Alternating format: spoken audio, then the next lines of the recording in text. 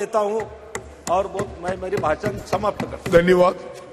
Honourable member Dinesh कामित जी।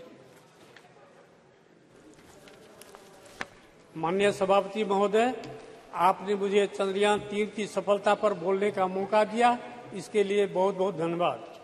महोदय, मैं सबसे पहले भारतीय वैज्ञानिकों का आभार प्रकट करता हूं कि उन लोगों के प्रयास से हमारा देश का नाम गौरवान्वित हुआ है। सभी भारतवासियों के लिए एक बड़े हर्ष गर्व की बात है कि भारतीय वैज्ञानिकों ने चांद पर अपना यान भेजा है। अब हम सभी देशवासियों को यह उम्मीद रखनी चाहिए कि हमारे वैज्ञानिकों की मेहनत सफल हो। जैसा कि हम जानते हैं, भारत में सबसे पहली बार 2008 में चांद पर अपना यान भेजा था। उसके बाद 10 से 15 साल की मेहनत के बाद दोबारा यह समय आया है कि हमारा यान फिर से चांद पर अपना कदम रखा है। महोदय, चंद्रयान 3 का लॉन्च सतीश धवन अंतरिक्ष केंद्र श्रीहरिकोटा से 14 जुलाई 2023 शुक्रवार को भारतीय समय अनुसार दोपहर 2:35 बजे हुआ था।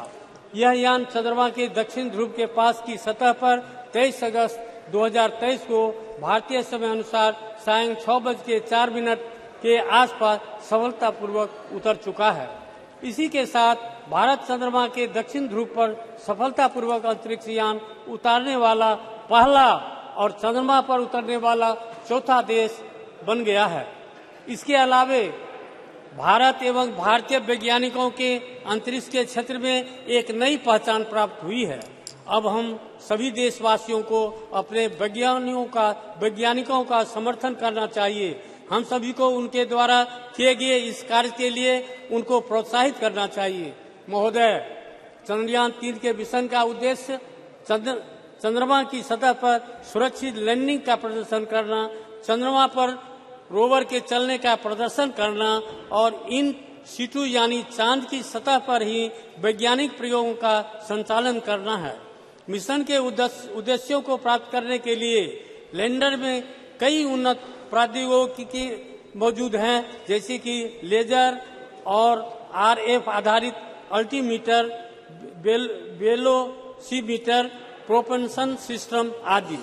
ऐसी उन्नत तकनीकों को पृथ्वी की स्थितियों में सफलतापूर्वक प्रदर्शित करने के लिए कई लैंडर विशेष परीक्षण जैसे integrate core test, integrate hot test और लैंडर लैंग मैगजीन प्रदर्शन परीक्षण की योजना बनाई गई है और इसे सफलतापूर्वक किया गया है। महोदय, चंद्रयान 3 के माध्यम से भारत का लक्ष्य अपनी तकनीकी कौशल, वैज्ञानिक क्षमताओं और अंतरिक्ष अन्वेषण के प्रति अपनी प्रतिबद्धता को प्रदर्शित करना है। यह सफलता अंतर्राष्ट्रीय अंतरिक्ष समुदाय में भारत की स्थिति को और मजबूत करेगा। यह मिशन युवा पीढ़ी को विज्ञान, प्रौद्योगिकी, इंजीनियरिंग और गणित में कैरियर बनाने के लिए प्रेरित करेगा तथा विश्व में भारत की प्रतिष्ठा को बढ़ाने का काम करेगा। महोदय, इस अवसर पर मैं कहना चाहता हूं कि भारत ने सबसे पहली बार 2008 में चांद पर अपना चंद्रयान भेजा था और 2008 में ही हमारे संसदीय क्षेत्र सुपौल तथा कोसी में भयानक विनाशकारी बाढ़ आई हुई थी, जिसकी वजह बहुत ही बड़े स्तर पर जान एवं माल की क्षति हुई थी। साथ ही कई रेल मार्ग ध्वस्त हो गए थे, जिन पर आज कुछ खंड भी परिचालन का शुभारंभ नहीं हो पाया है।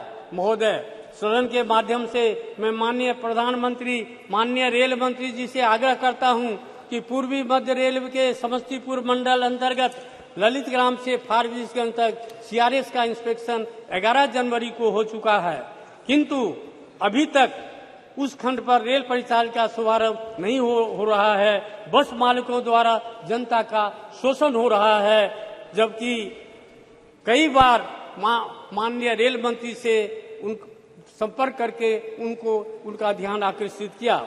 उस पर अतिशीघ्र रेल परिचालन का शुभारंभ किया जाए।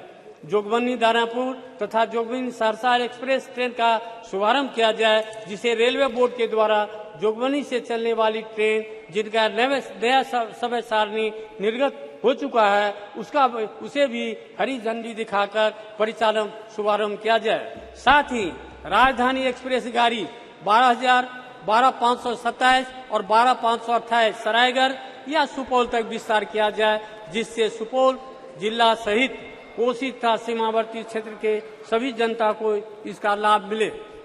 महोदय, इसी के साथ पुनः मैं अपने पूरे संसदीय क्षेत्र की जनता की तरफ से हार्दिक धन्यवाद एवं बधाई देता हूं और ईश्वर से यह प्रार्थना करता हूं कि आप सभी वैज्ञानिकों को उनके कार्य क्षेत्र में सूर्य की तरह तेज प्रकाश बना रहे और इसी तरह देश को सर्वोच्च सम्मान मिलता रहे। इन्हीं शब्दों के साथ बहुत बहुत धन्यवाद।